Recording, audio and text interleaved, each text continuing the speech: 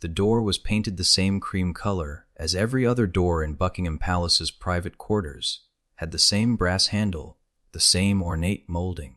Nothing to distinguish it from dozens of other doors in the endless corridors, except one detail that every staff member knew and whispered about and strictly obeyed. It was always locked, had been locked for over 50 years, and Queen Elizabeth II carried the only key on a chain around her neck that she never, ever removed. Not for sleeping, not for bathing, not for any reason whatsoever. The room was on the 3rd floor, tucked into a corner of the palace that saw little traffic, positioned between a storage closet and an unused bedroom in a section that had been Elizabeth's private domain since her coronation in 1953. No one entered, no one cleaned it. No one even asked about it anymore, because the one time a new staff member had inquired, innocently, just wondering if the room needed dusting. Elizabeth's reaction had been so immediate and so cold that the entire palace had learned within hours the locked room was forbidden territory.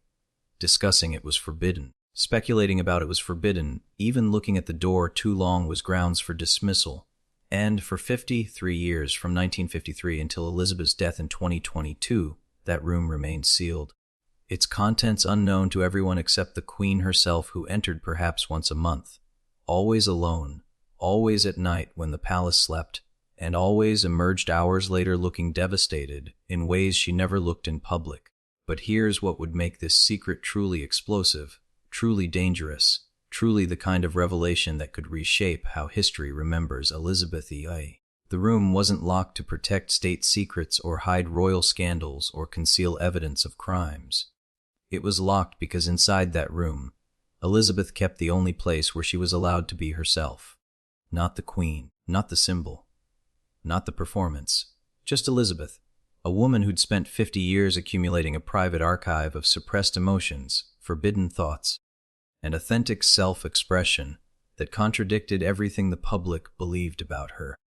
And when King Charles finally opened that door after his mother's death, what he found made him realize he'd never known his mother at all, had spent 73 years with a woman who'd been hiding her entire authentic self in a locked room, emerging only to perform the role of queen, while the real Elizabeth existed only in that forbidden space. What could possibly be in that room that required 50 years of absolute secrecy? What truth about Elizabeth was so dangerous that she kept it locked away even from family? And what does it mean that the woman the world thought they knew was actually just a performance, while the real person existed only in a room no one was allowed to enter? Kangsu 30 Sayan Lei. The first time anyone realized the room existed was 1954, less than a year after Elizabeth's coronation, when a young maid named Catherine Morrison had been assigned to clean the 3rd floor private quarters. She'd worked her way down the corridor, room by room, until she'd reached the cream-colored door and found it locked. Nothing unusual. Many rooms in the palace were locked for various reasons. So she'd done what any dutiful staff member would do, gone to the palace steward to request the key. The steward had looked at her with an expression Catherine would remember for the rest of her life. Not anger or annoyance, but something closer to fear. "What room?" he'd asked, though Catherine had given the specific location. When she repeated herself, the steward had gone pale, told her to wait, and disappeared. He'd returned 20 minutes later with not just the key, but with the Queen's private secretary, who'd informed Catherine in clipped, formal tones that the room in question was Her Majesty's private space, was not to be cleaned or entered under any circumstances, was not to be discussed with other staff, and was certainly not to be mentioned outside the palace. Catherine had apologized, thinking she'd somehow transgressed on personal space and had moved on with her duties. But 2 days later, she'd been transferred to Windsor Castle. Not fired. The palace was too discreet for obvious dismissal, just quietly relocated away from Buckingham Palace, away from the 3rd floor, away from the locked room. The message was clear. Even asking about the room was enough to get you removed. And Catherine, confused and frightened, had told no one about the incident for 40 years, not until she was dying of cancer in 1994, and finally shared the story with her daughter, adding one detail she'd never told anyone on the night before her transfer. She'd been walking past the locked room at 2 a.m., couldn't sleep, had been wandering, and had seen Queen Elizabeth herself standing outside the door. Not entering, just standing there, staring at it, for over an hour, as if gathering courage to face whatever was inside. What could require that much courage from a woman who'd faced down politicians and crises and endless public scrutiny without visible fear? What was in that room that even Elizabeth herself seemed frightened of? The palace staff had their theories, whispered in kitchens and storage rooms and private moments when they were certain no one important could overhear. Some thought it was a shrine, perhaps to her father King George VI, who died so suddenly and left her with the crown she'd never wanted. Others speculated it contained evidence of some royal scandal. Love letters from someone who wasn't Philip, proof of affairs or indiscretions that could damage the monarchy if revealed. A few darker theories suggested it was where Elizabeth kept records of the family's worst secrets, documents about the abdication crisis, evidence of what really happened to certain problematic royals who'd disappeared from public life, proof of cover-ups and conspiracies that the institution had committed to protect itself. But those were just guesses, stories told to make sense of a mystery that made no sense. Why would Elizabeth need a locked room for any of those things? The palace had archives for historical documents, secure safes for sensitive materials, established protocols for managing family secrets. This wasn't institutional preservation. This was personal. This was Elizabeth as individual rather than queen. This was something she needed to keep separate from her public role, her family, everything and everyone in her life.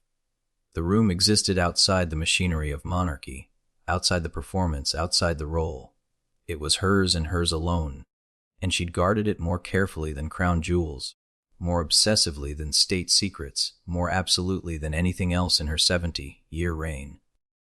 What truth about herself was she protecting? What part of Elizabeth was too dangerous to let anyone see?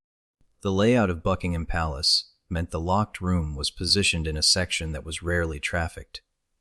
Elizabeth had arranged it that way deliberately over the years, slowly having offices and storage moved to other areas, gradually isolating the room from foot traffic until it existed in a pocket of privacy that even palace residents rarely entered. The room next door had been converted to storage for out-of-season decorations, items accessed maybe twice a year. The room across the hall had been sealed entirely, declared unsuitable for occupation due to structural concerns that no one ever actually addressed, because the real reason was simpler. Elizabeth didn't want people near the locked room. She'd engineered an exclusion zone around her secret space, creating layers of privacy that made approaching the door itself unlikely. Staff had learned the third-floor corridor was to be avoided during evening hours, that cleaning that section happened only on specific days, when Elizabeth was away from the palace, that encountering Her Majesty anywhere near that corridor meant immediate departure in the opposite direction.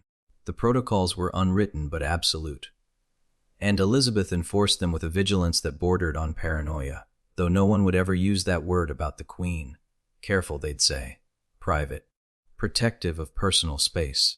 But watching her reaction when anyone came near that corridor, the immediate tension, the sharp way she'd redirect conversations or activities away from that area, the way she'd personally ensure no meetings or events were scheduled in nearby rooms. It was clear this wasn't just preference. This was obsession. This was a woman guarding something she valued more than anything else in her life, more than jewels, more than power, more than legacy. The locked room contained something she couldn't live without and couldn't let anyone else see. What could possibly be that important? What could be so precious and so dangerous simultaneously? 25%. The only person who'd ever actually entered the room without permission was Prince Philip, and what happened afterward became legendary among palace insiders, even though the details remained murky and contradictory depending on who told the story. It had happened in 1969, 16 years after the room was first locked, during a period when Elizabeth and Philip's marriage was particularly strained. Rumors of Philip's affairs, arguments about child raising, the usual tensions of royal marriage magnified by public scrutiny and duty. Philip had been drinking. Not unusual for him, especially during difficult periods. and had apparently decided that Elizabeth's obsession with the locked room was ridiculous, secretive behavior that had gone on long enough. According to multiple staff members who were present that evening, Philip had confronted Elizabeth about the room during dinner, demanding to know what was inside, why she kept it locked, what she could possibly be hiding after 16 years of marriage. Elizabeth had refused to discuss it, had told him in no uncertain terms that the room was none of his business, that even he wasn't permitted access, that this was her private space and he needed to respect that boundary. The argument had escalated, voices raised enough that staff in adjacent rooms had heard, Philip's accusations becoming more pointed, Elizabeth's refusals becoming more absolute, and Philip, frustrated and drunk and feeling entitled to know his wife's secrets, had done something unthinkable. He'd gone to the room, and he'd broken in, not subtly, not carefully. He'd forced the door open, breaking the lock, and had entered without permission, while Elizabeth was still in the dining room.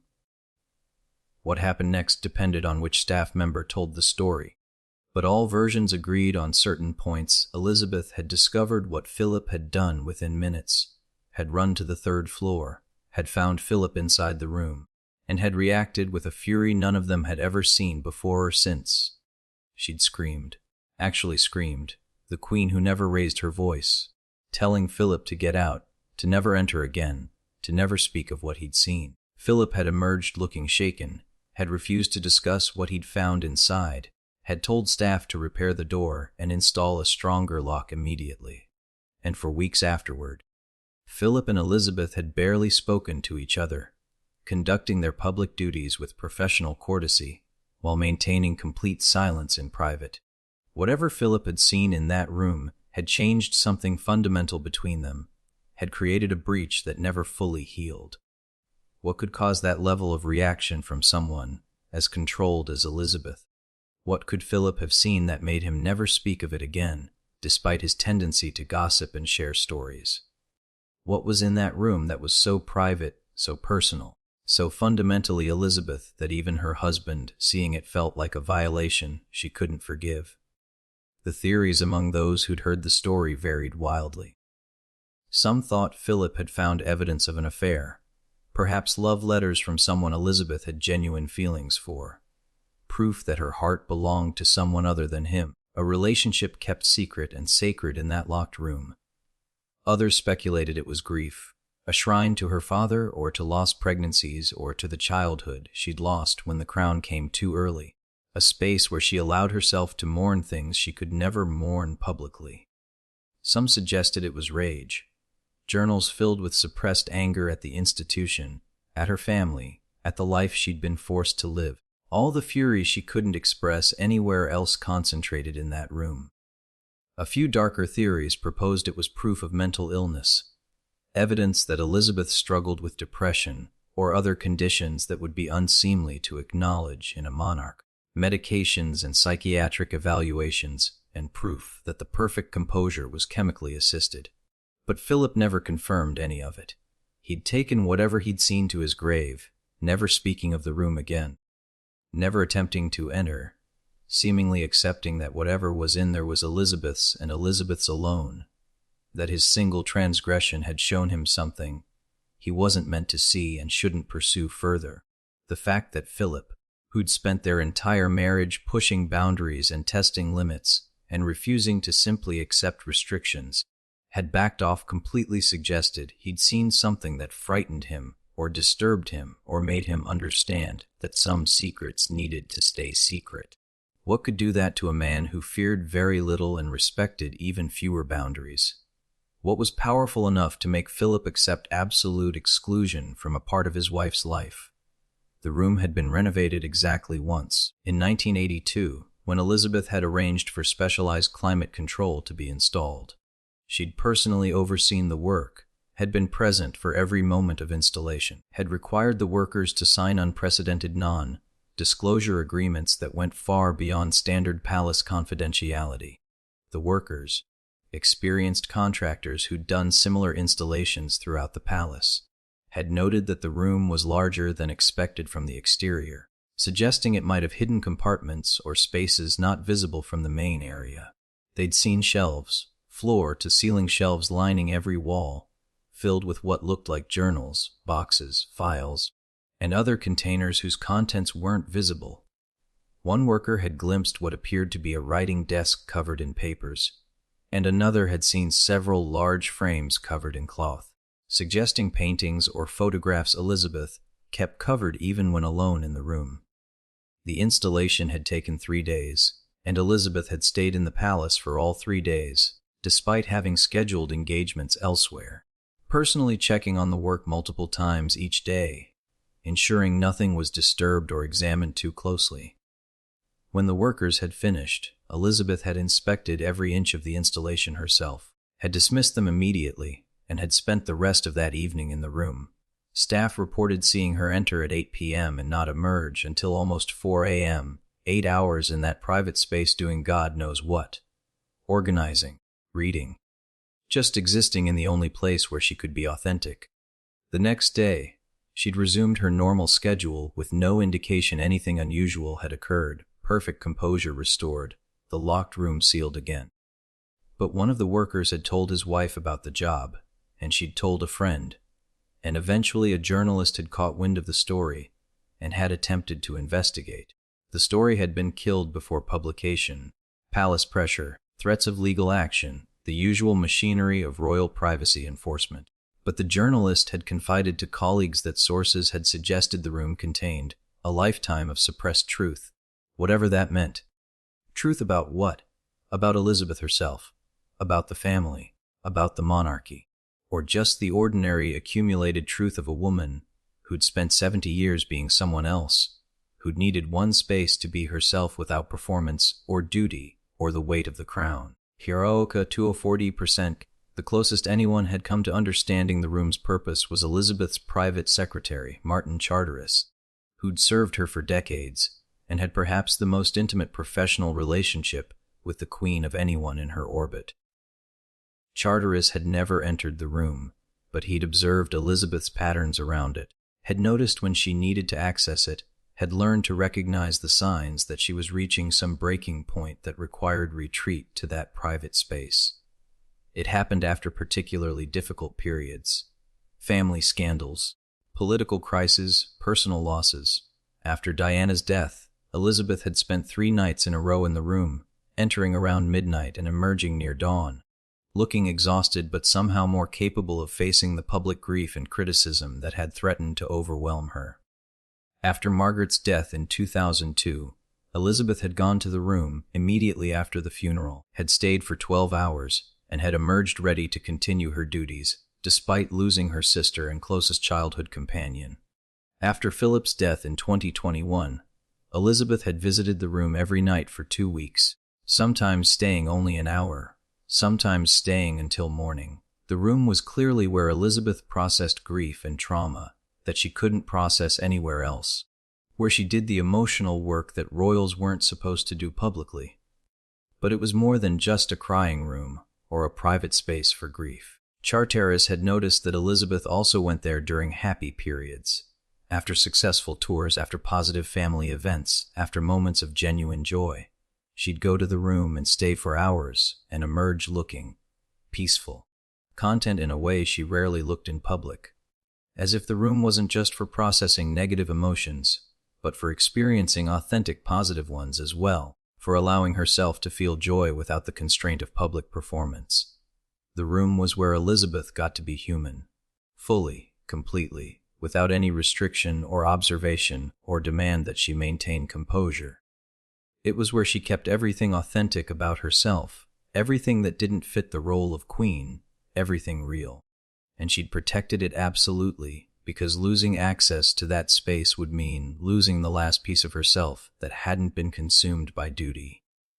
What would it do to a person to need that kind of escape, to require a locked room just to experience genuine emotion, to have to hide authenticity because it was incompatible with the role you played for the world?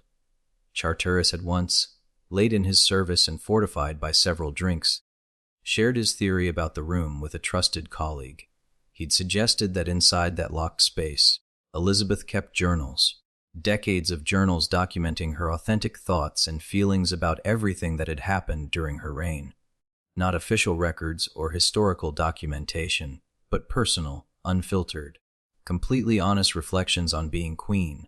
Her real opinions about politicians she'd had to pretend to respect. Her genuine feelings about family members she'd had to publicly support despite private disappointment or anger. Her actual views on the monarchy itself, whether she believed in it, whether she thought it should continue, whether the sacrifice had been worth it. Her true self, documented in writing because she couldn't express it anywhere else. Charteris thought the room also contained art, possibly paintings or drawings Elizabeth had created herself, expressing emotions through visual form because verbal expression was too dangerous or too difficult. Maybe photographs, not official royal photographs, but personal ones capturing moments she valued, relationships that mattered, pieces of herself that existed outside the public narrative. Maybe music, recordings of her singing or playing piano, creative expression that had to remain private because queens weren't supposed to be creative, weren't supposed to have hobbies that might humanize them in ways that complicated their symbolic role. Maybe correspondence, letters from people she'd loved or been close to, relationships that had mattered deeply but had to remain secret because they didn't fit the official narrative of her life. Everything authentic, everything real, everything Elizabeth rather than Elizabeth Regina, all concentrated in that single room because that's all the space she was allowed for genuine self. Was that theory correct? Charteris didn't know, would never know, but it fit the evidence. It explained why Elizabeth guarded the room so obsessively, why even family couldn't enter, why she needed to access it regularly to maintain her sanity and capacity to perform the role of queen. Because that room contained the only evidence that Elizabeth the person still existed, that she hadn't been completely consumed by the crown, that somewhere beneath the performance was an authentic human being with private thoughts and feelings and relationships, and a self that mattered beyond institutional role. And if that room was ever open to public scrutiny, if its contents were revealed and analyzed and judged, it would destroy the carefully maintained mythology of Elizabeth as perfect queen, as selfless servant, as woman who'd given everything to duty without regret or resentment or any authentic human complexity.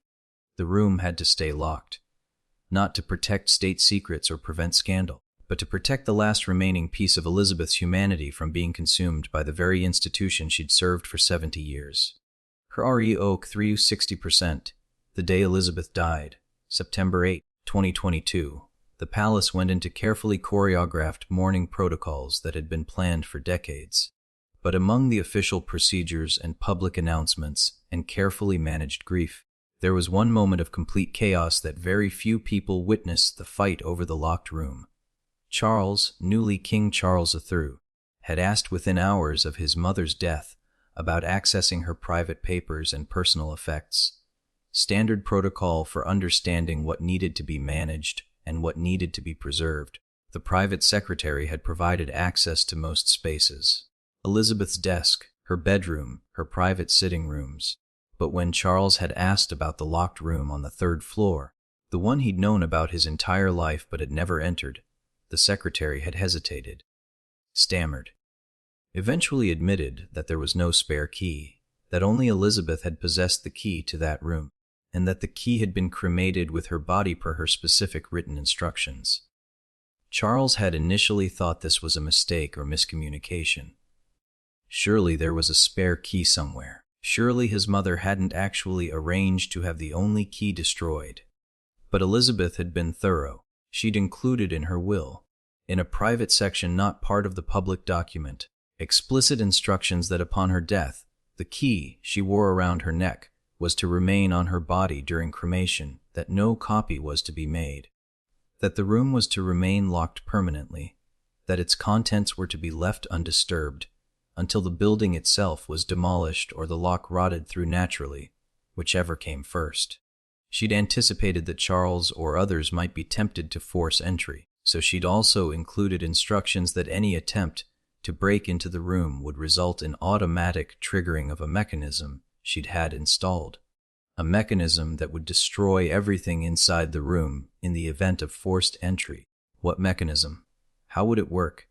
The instructions didn't specify, might have been bluffing, but were detailed enough that the palace legal team had advised Charles that the risk of destroying whatever was inside by attempting forced entry was too great to ignore. Elizabeth had built the perfect trap. Leave the room alone and wonder forever what was inside, or break in and potentially destroy the only evidence of your mother's authentic self. What do you do with that? How do you choose between eternal mystery and possible destruction of something irreplaceable? Charles had initially decided to respect his mother's wishes. Her death was recent, grief was raw, forcing entry into her most private space seemed disrespectful and premature. But over the following weeks, the question had eaten at him. What was in that room? What had his mother hidden for 50+ years? What was so important to protect that she'd arranged to take the key to her grave? Charles had spent 73 years with Elizabeth, had been raised by her, had worked alongside her, had thought he understood her as well as anyone could understand someone who was both mother and monarch. But the locked room proved he'd known nothing.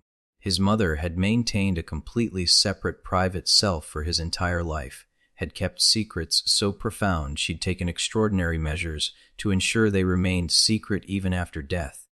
That realization was devastating, not just that she'd had secrets, but that she'd trusted no one, not even her own children, with whatever truth she'd kept locked away. What did that say about their relationship? What did it say about Elizabeth's life that she'd needed to hide so completely from everyone? And what could possibly be in that room that required 50 years of absolute secrecy, followed by permanent sealing? Charles had consulted with advisors, with family members, with palace officials. Some argued for respecting Elizabeth's wishes absolutely. She'd earned the right to her privacy, to her secrets, to taking some truths to the grave. Others argued that as king, Charles had a right and responsibility to understand everything about his mother's reign, including whatever she'd kept in that room. A few suggested that the room might contain historically important documents or information that could be valuable for understanding Elizabeth's era, but others worried that breaking in might reveal something that would damage Elizabeth's reputation or the monarchy's image, that whatever she'd worked so hard to hide was probably best left hidden. The debate had gone on for weeks. With no resolution, Charles increasingly conflicted between respecting his mother's explicit wishes and his desperate need to understand who she actually was beyond the performance he'd witnessed his entire life. What would you do in his position? Would you respect the dead's wishes for absolute privacy? Or would you believe that death ends the right to secrets, that the living have a right to understand the dead, that children are entitled to know their parents' truths, even when those parents specifically tried to prevent that knowledge?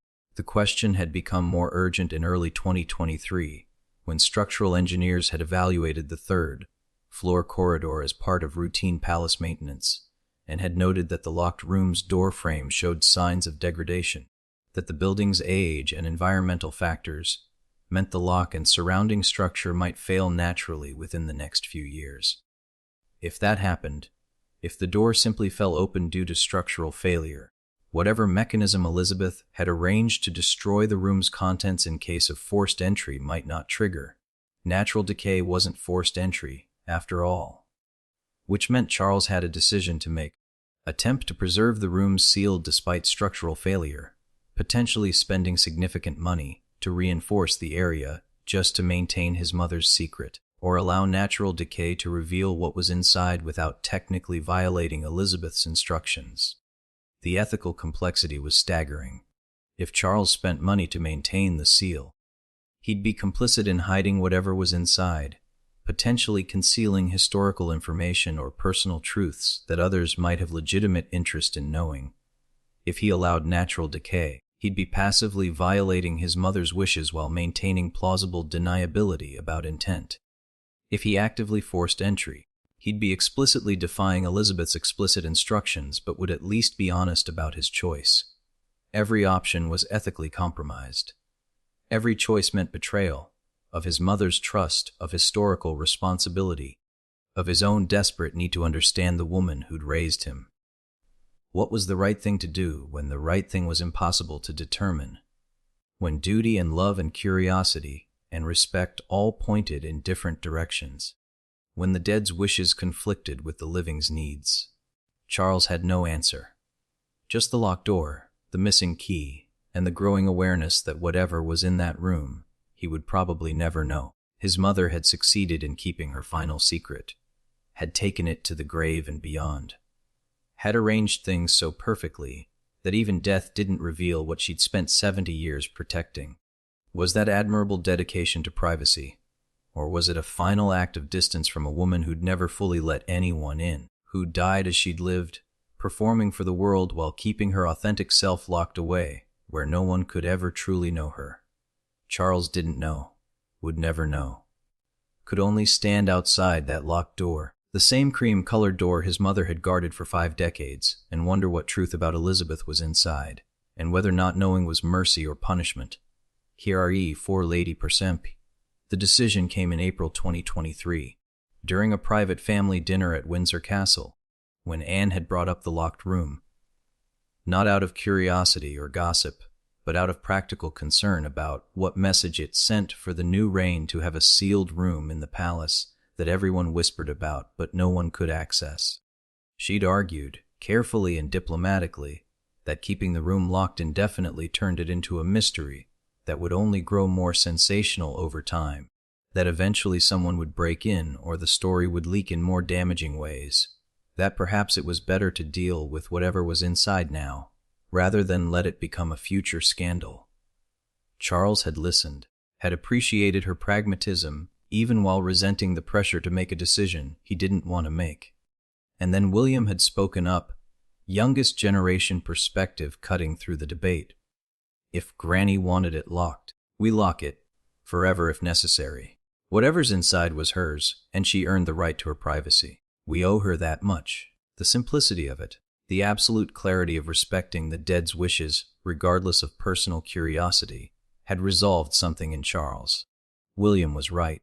Elizabeth had given 70 years to public service, had performed flawlessly under impossible pressure, had sacrificed more for the institution than anyone could reasonably expect. If she wanted one room, one space, one collection of secrets to remain private even after death, didn't she deserve that? Hadn't she earned the right to take some truths to the grave? Charles had made his decision that night the room would remain locked. No forced entry, no waiting for structural failure. He would have the door reinforced, the lock maintained, the surrounding structure preserved.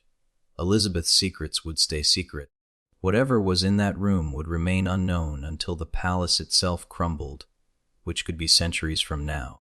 It was possible, even likely, that whatever was inside would eventually be destroyed by time and decay without ever being discovered. That Elizabeth's authentic self, documented and preserved in that locked room, would simply cease to exist, would rot away with no witness, no record, no acknowledgement that it had ever existed at all. And maybe that was what Elizabeth wanted. Maybe she'd known that her authentic self was incompatible with how history would want to remember her, that the real Elizabeth would complicate or contradict the mythology of perfect queen and selfless servant. Maybe she'd decided that dying with secrets was better than being known completely, that some truths were too personal or too painful or too honest to survive public scrutiny. Maybe the locked room was her final act of control, not over the living but over her own narrative, ensuring that at least one part of her story remained untold, that historians and biographers and the public could speculate forever but would never actually know. In an era where privacy was increasingly impossible, where everything was documented and photographed and preserved and analyzed, Elizabeth had managed to keep something completely private, had died with secrets intact, had taken truths to the grave that no one would ever discover. That was either her final victory or her final tragedy, or maybe both simultaneously, the ultimate expression of control and the ultimate expression of loneliness. A woman so completely unable to be known that she'd arranged for parts of herself to be destroyed rather than revealed. What does it say about a life when you decide parts of it are better lost than shared? When you trust death and decay more than you trust human understanding. When you build your final legacy around what people will never know rather than what they will. Charles stood outside the locked room after that dinner, hand on the door frame, knowing he'd never enter, knowing his mother's secrets would remain secret, knowing that this cream-colored door with its forever locked handle was the most honest symbol of who Elizabeth actually was, untouchable, unknowable, permanently sealed away from genuine connection or understanding. A life lived entirely in public but understood by no one, witnessed by millions but known by none. The longest reigning monarch in British history dying as the woman no one had ever truly met. And in that locked room, maybe journals, maybe art, maybe nothing at all except the idea of privacy itself. The last space where performance wasn't required and authentic self was permitted. Charles would never know. No one would. Elizabeth had won her final battle, the right to die mysterious, the right to remain unknowable, the right to keep some small piece of herself protected from the institution that had consumed everything else. Was that victory hollow or profound? Tragic or admirable? Charles didn't know. Could only honor his mother's wishes and live with the questions she'd left unanswered. The locked room would remain locked. The secrets would stay secret. And Elizabeth Sicca would be remembered as the world had known her. Perfectly, incompletely, with the most important parts of her hidden away forever in a room no one would ever enter. That was her legacy.